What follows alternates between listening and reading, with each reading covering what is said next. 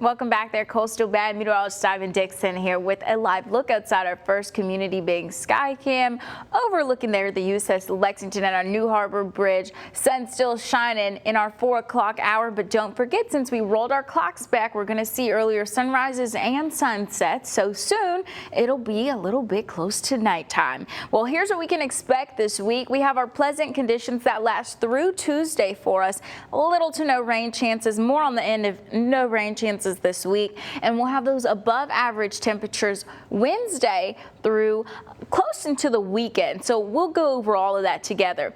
Over the weekend though, Saturday, we had some severe thunderstorms in our neighborhoods where we saw multiple severe thunderstorm warnings in place for even our neighbors in Gregory, Portland, where we saw hail as large as the palm of your hand. Some were different sizes, and we can classify hail into different sizes, but you may hear it most notably as quarter size hail or golf ball, but we were seeing tennis ball and baseball size hail.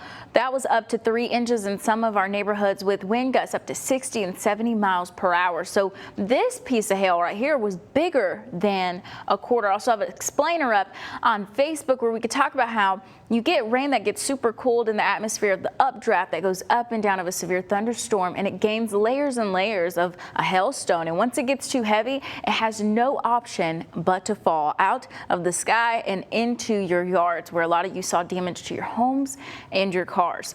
Now, with our temperatures right now, we're a little on the warmer side, but we're at 77 here in Corpus Christi. That's also the same for Ingleside and Beeville and Kingsville. Also looking at those lower 80s by George West and Mathis, Freer, San Diego, and Hebronville. We already technically hit our high temperature of the day. Also those mid 70s right there along the coast. We had a high today of 80 degrees, which is our actual average. So we tied with our average this afternoon, and our low was below average. So we were below 60. So we'll take the winds where we can. At least we weren't in the 90s, but the 90s don't seem so far out of the forecast anymore, at least for this week. Our feel like temperatures will head into the 60s by the time we get to 8 o'clock, lasting until about 2 a.m. We spend a brief period feeling like the upper 50s before we feel like the low 60s again.